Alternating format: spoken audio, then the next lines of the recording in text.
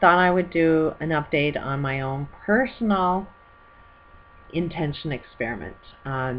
Mentioned before, there was an intention experiment that is actually, like, I observed some of the things that they were doing, and as soon as they, got all of these minds together and they were going to throw out an intention to bring peace more in this targeted area, more people died. And they kept trying to manipulate the statistical data to prove that they were right. Why? Because they got to sell some books. But I kind of was observing what it is they were doing, and they were really, really, really, really angry people. And while they were in their little meditated, angry state of being, they're putting all that anger in that area and wondering why people were dying. And because I mentioned it, their evilness, their anger, their all sort of showed itself, because I just kind of mentioned, that don't you think that what's inside you will affect your outside world? And then they attacked me. Like, I was heavily attacked on that website just for bringing up an observation. It was like just text, just conversation. But it's like then I got the name calling and the massive attacks, and didn't know what the hell I was talking about. So I left the site. But I can see definitely the potential of intention. Intention has good intentions have destroyed the whole freaking planet. And you may think that it was a lot of bad intentions, but if you don't see how the game started at the very beginning, it was all based on good intentions. Everybody had good intentions, and but intention has the power to heal everything. It can heal the Gulf. Good intentions can clean everything and clean it up at lightning speed. Like, it's amazing how fast intentions can actually be very, very powerful. It can move mountains. Everything that's going to kill us, intention can prevent everything. And but it does have to, when I observed this intention experiment, and you could see that these people were meditating, that was one of their processes, is that they had to meditate. And then anytime they did have one of these experiments, more people were dying. It's like, you can see how angry these people were, and yet they were meditating on their own anger while they were thinking that they're clearing their minds. And it's like, no, while you're angry, you're just meditating on your own anger, and you don't see it. And so I'm trying to, see if anybody else wants to join my little intention experiment. And there's no way in hell I'm going to throw out any good intentions towards anything right now, because I have to get myself all sort of, get rid of all of the anger and the hate, and everything that's negative within me has to be transformed into the positive before I can send out any good intentions. And one way is my own personal health. There are a few things to look at to see whether you are totally awake. Being awake is one thing. Walking the plan is a totally different story. I can see okay, I get it. I see the meaning of life. I see exactly the path that is the right path to go on. I can have a conversation with anybody and challenge anybody, and nobody will win that debate. I just have way too much information to be able to prove these facts. It's all scientific. It's not this is my opinion. I can bring scientific facts and figures to prove my point of view. So you can't prove me wrong, and I challenge it. The whole channel is based on challenge me, prove me wrong. The only way you can even prove is by having the conversation. So it's like I am putting something really wild out there, and it's like I am not afraid of having that debate, but just come to the table with a logical conversation. The name calling doesn't mean anything.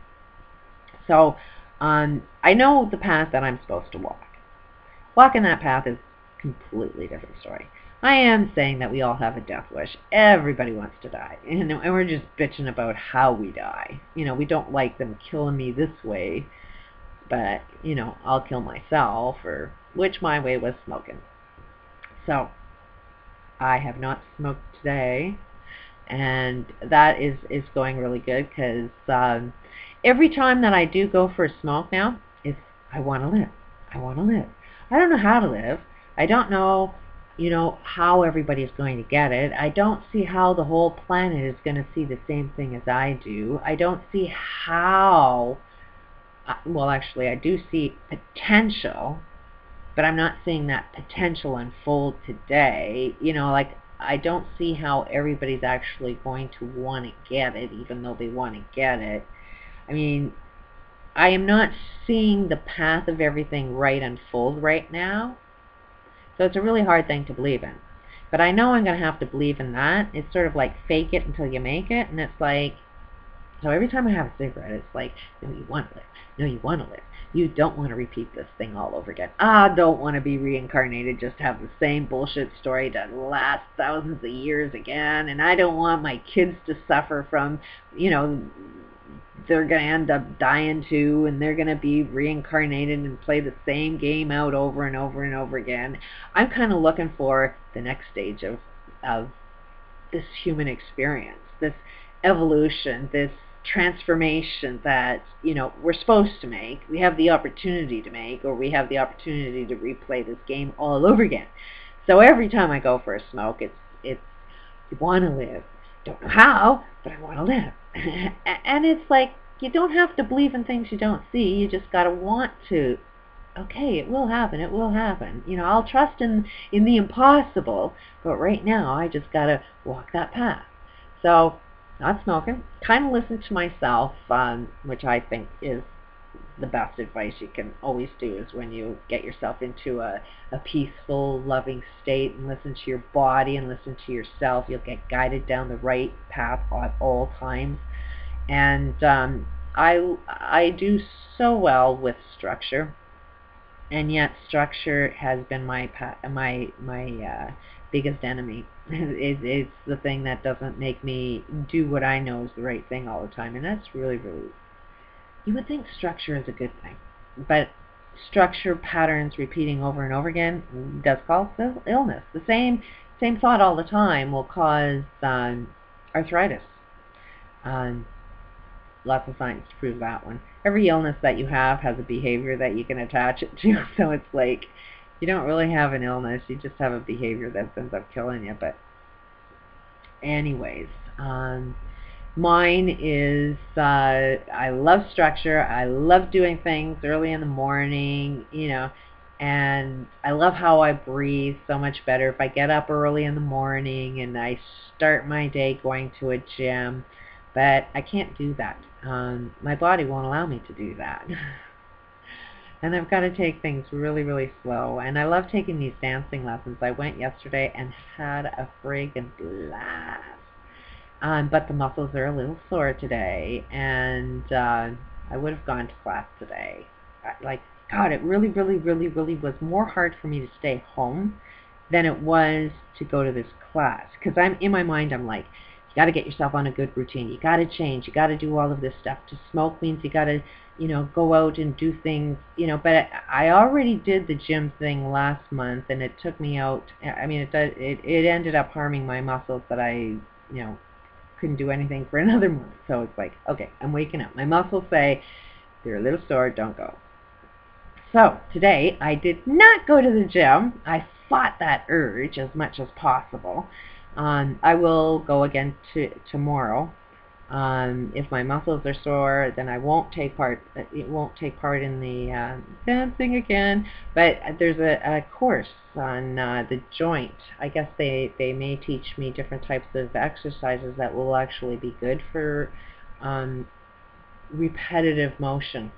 And even if you're dancing, you're still doing the same thing. That if I do too much of that repetitive, then it's really hard on this joint.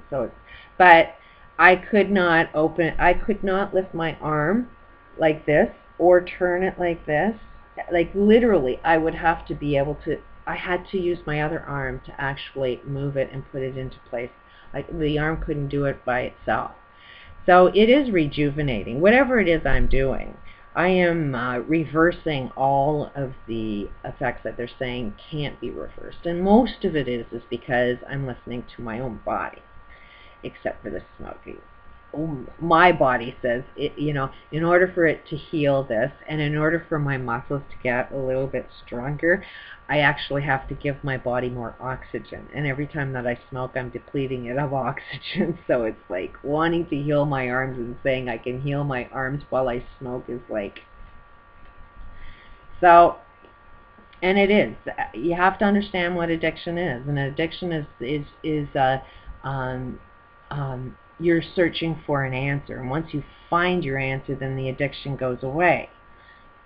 And it's almost like, okay, I found the answer that I'm doing. I've started this channel because it's like, that was the first thing that I needed to do, is start to trust in myself, trust in my communication skills. Because I've done a lot of research.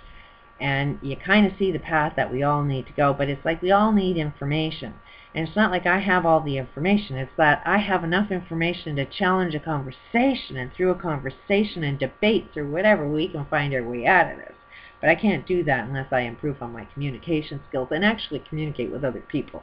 Instead of thinking everybody is really big and mean and bad, I actually had to put myself out there and test that theory out. So that's why the nature of YouTube and my channel is to improve on my communication skills, see if I can connect with other like-minded people, other people want.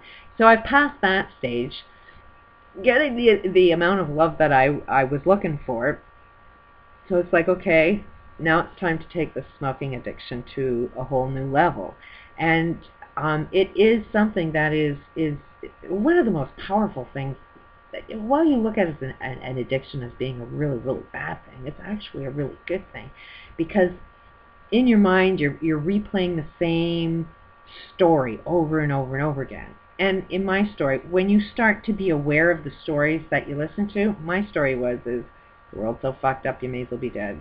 The world's so fucked up, you may as well kill yourself before they kill you. The world's so fucked up, at least this, everybody's in control of my life, so this is my way of gaining control of my own life. I mean, there's a lot of fucked up things that are going on in my head that replays the arm, the message from the mind moves the arms, that goes for the cigarette, that lights them. I mean, I don't even have to think about it. The whole body's in its own control grid based on the rules that I'm living by. So every time I have those addictive thoughts is a time to, no, you want to live. Ah, there you go again. You want to live. Oh, no, you want to live. Oh, every time that I had one negative thought, and now I'm aware of those thoughts, is my opportunity to replay a different thought as often as I would play the negative thought. So it does begin to be really, really easy. Because every time, and I'm going to cough this stuff up, I know it, but every time that there's a lot of other insane thoughts would be, oh, quitting smoking is impossible. Oh, this is really hard. So every voice, you just turn it over, and it's like, this is really easy. This is really easy. This is the easiest thing I've ever done. Instead of saying this is the hardest thing, you transform it into something completely opposite. And you don't necessarily have to believe it. You just have to say it until you do believe it. It's like faking it until you make it. But it doesn't take long before you actually, that thought really did get confirmed. When I say this is really, really easy, it is really easy. I'm not really struggling for a cigarette today. And it is because I'm paying attention to every single thought that I have, and I'm saying the exact opposite of whatever it is that's going on in my head. And I'm saying it with, I'm developing an addiction to healthy thoughts. And it's like, if an addiction can make negative shit happen instantly, because trust me, it don't matter whether you're broke, you can always find a smoke. One way or another, no matter how poor you are, if you're a smoker, if you're a drug addict, any type of addiction you find with highly intensive what it is that you need. So if you can transform that highly intensive thought into the exact opposite, you've got the power to create. So that's how I'm doing. I'm still not anywhere near able to throw out a good intention that would heal anything. I'm working on myself and just asking, does anybody else want to get involved in this intention experiment? And it's like, what can you do? What are you noticing about yourself that you need to make a change? And what's the opposite? And share your thing, because maybe I'm doing the same thing as you and don't notice it yet. And through your experience, I'd learn about my experience, and through my experiences, you can learn about your experience. And then once we get ourselves healed, then we can do a hell of a lot of good intentions in the world. Peace out.